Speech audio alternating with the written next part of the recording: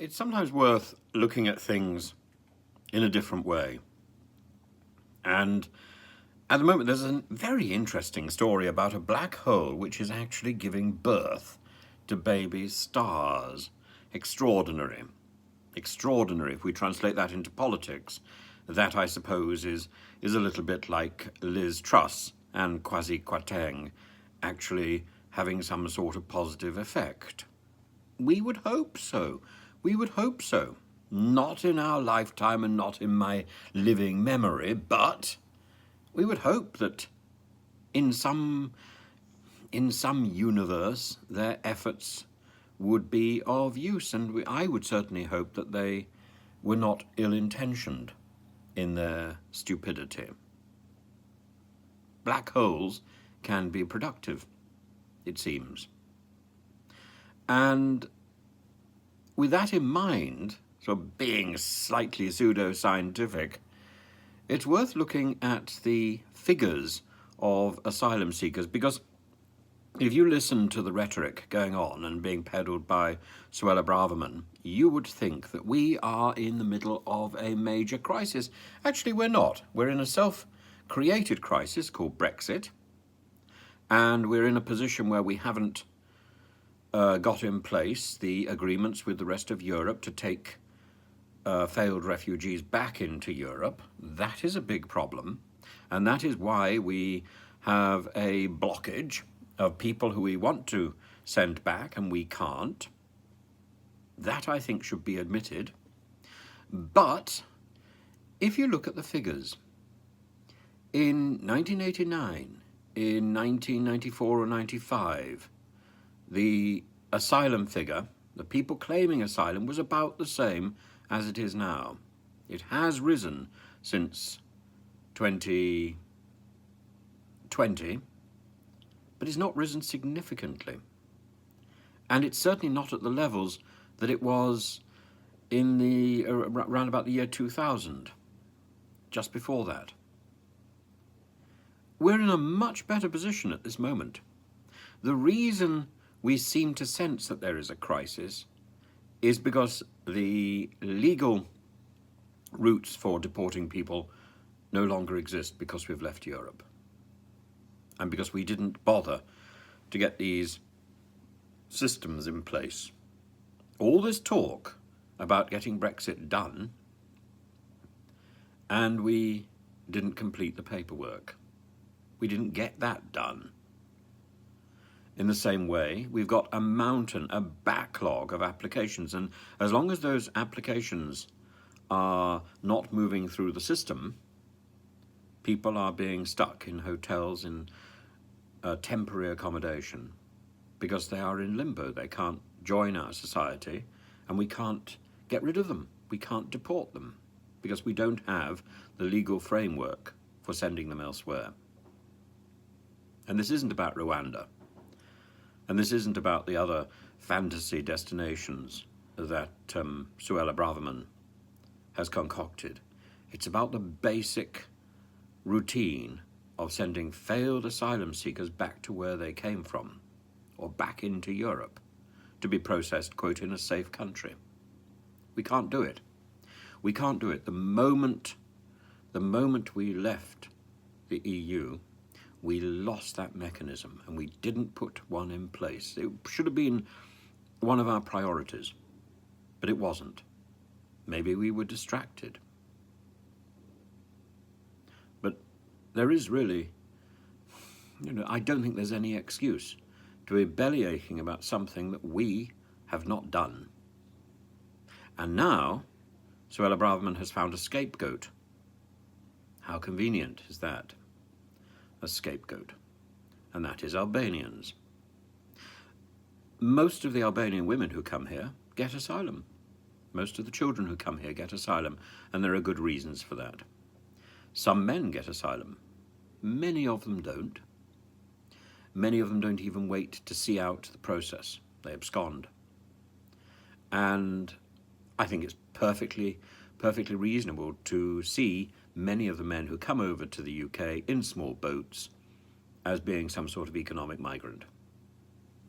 But what is there a, this idea that it is a crime to evade poverty, it's a crime to better yourself, is nonsensical, or would have been nonsensical a few years ago, and must be nonsensical in the Conservative ears, surely, and yet it's the Conservatives who are banging on about this. Surely conservatism is the party of self-motivation. Get on your bike, go and look for a job. Wasn't that what Tebbit said? And one of the reasons people are coming across boats is because it's become cheaper. It's become economically possible.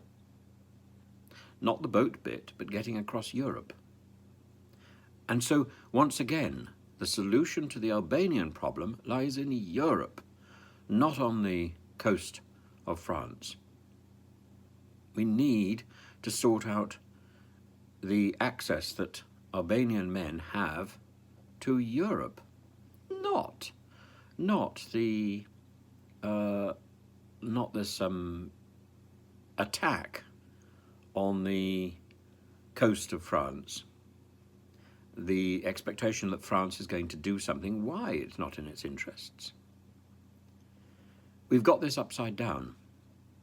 The way to deal with the Albanian crisis is to deal with Albanians in Europe and to help to reform the Albanian economy so that there's no reason to come here, if we feel so strongly about that. Equally, we need to start collecting our own data. We need to process applications. We need to get down that backlog, and it's going to take a long time. And during that time, we're paying £6 million every day for hotel accommodation. This is madness, utter madness. And it's about incompetence, and it's about rhetoric. And Suella Braverman, by the way, is not the first, so Labour cannot sit on its haunches and point fingers at the Conservative Party because the Labour Party was saying much the same in the past.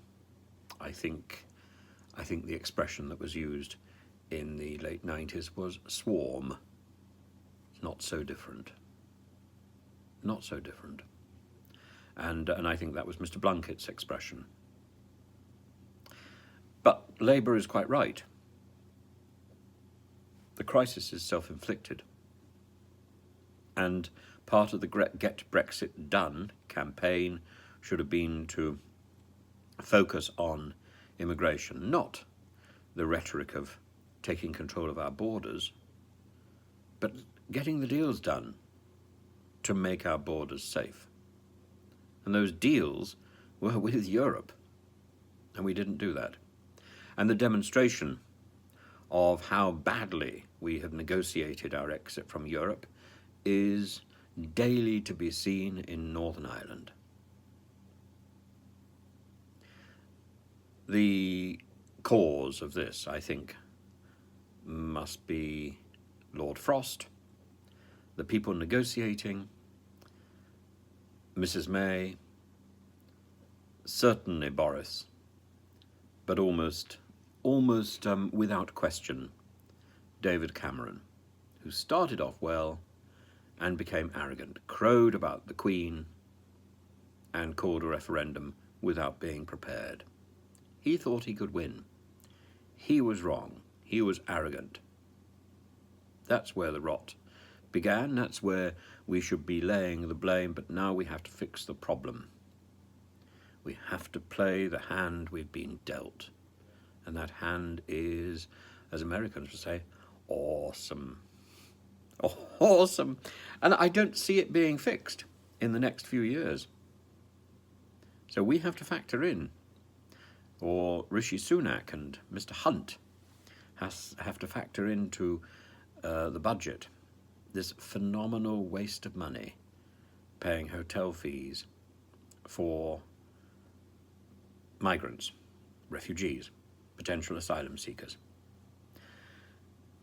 Maybe the answer is to give these people temporary asylum and to give them work permits and to give them the opportunity to contribute themselves to our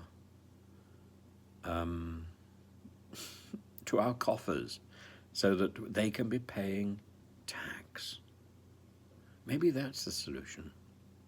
Because keeping them locked up is only going to breed resentment and hatred. And for what? And as I say, the numbers, although people are making a great fuss about it, have been significantly bigger. And not only numbers of asylum seekers have been significantly bigger, but numbers of people coming over to this country and creating an environment where vocal xenophobia is heard almost all over the place and drummed up by the tabloids, but at the moment it's being drummed up by the government. Disgraceful.